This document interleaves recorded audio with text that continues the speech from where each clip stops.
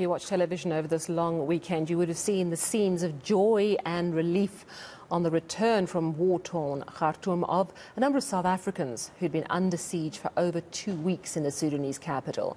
But now it seems not every South African who fled the fighting is actually home yet. Reports today that 22 South Africans are still stuck in Egypt after fleeing Sudan.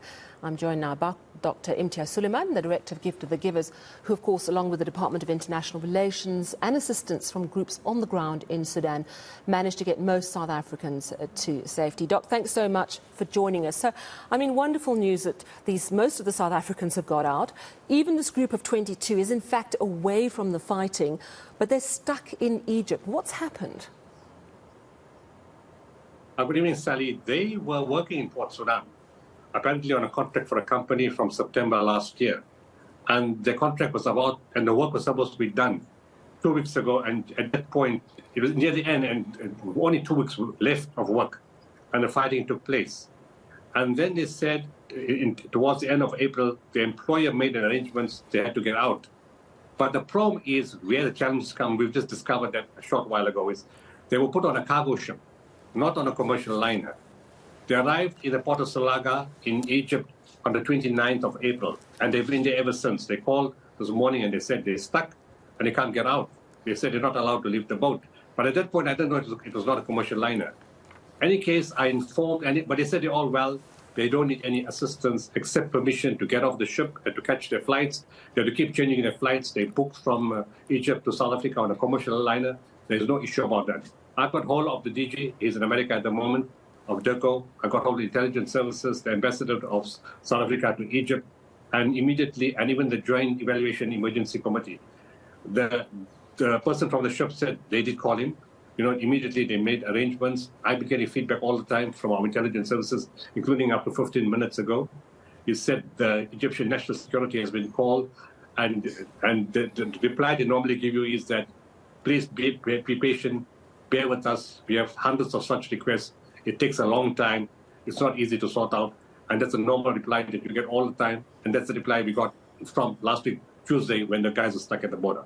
But they're fine, and they're in the boat, but in the cargo boat. And that was what worries them to the Egyptians. What are you doing on a cargo boat? Yeah, I suppose by any means necessary to escape the fighting and instability in Sudan. Any idea of when they might be home, or is it hard to say at this point?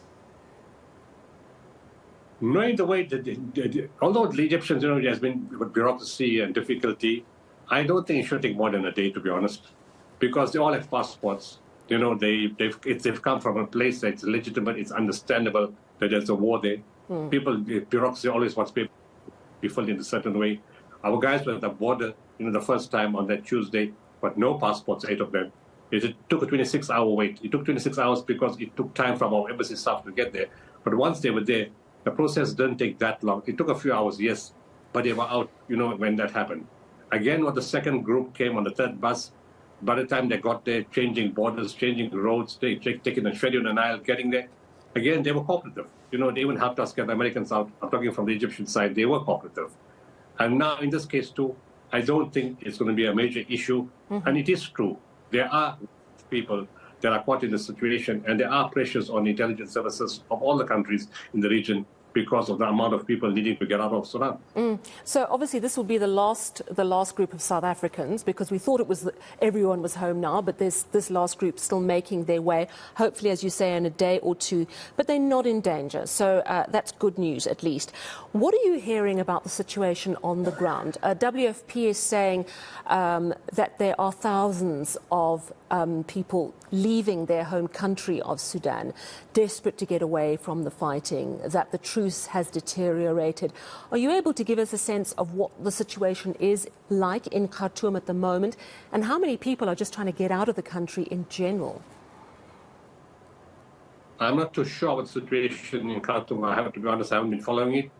But, because it's not consistent with what they say. When they tell you there's a truce, you see huge amounts of armaments moving into the city.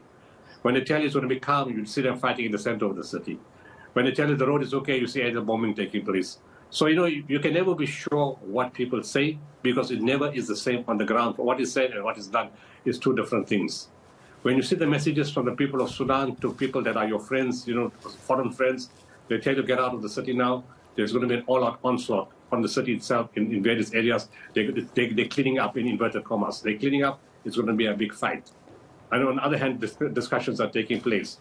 So whether the fighting takes place or doesn't take place, what is obvious is the doubt of the civilians there, both Sudanese and non-Sudanese nationals.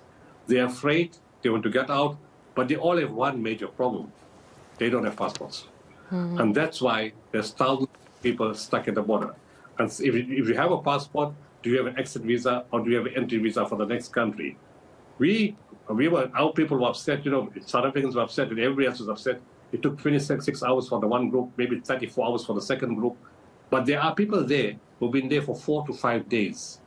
The other challenge they have is you can't go to that bank, tell ATM machine and take out money. Everything is non-functional. You can't get money. You don't have any money. You couldn't take money from the bank before you left. What you had in your house is what you have. And the bus fare, in some cases, $500 per person to get from Khartoum to the border. How much do you have left? If you have a family of 4 or 5 kids, mother and father, old person, granny, what do you do? And again, we've discussed this on these earlier interviews. The one is that the UN needs to look at a program, the African Union, specifically for Africa, that borders from neighboring countries should be open. And secondly, there should be an opportunity to move mass volumes of supplies into the border for people waiting there. Simple stuff, some food, water, some care, a blanket, and a mattress. Always 40 degrees heat there at the moment. But that kind of basics, we need to have a situation for that. Yeah, absolutely. Otherwise, we're going to have a massive humanitarian catastrophe on our hands if it's not developed there already. Thank you so much for updating us on the last 22 South Africans who are stuck at Salagay in Egypt, but they are going to be on their way home. That, of course, was Dr. Imitiaz Sooliman, the director of Gift of the Givers. Let's stay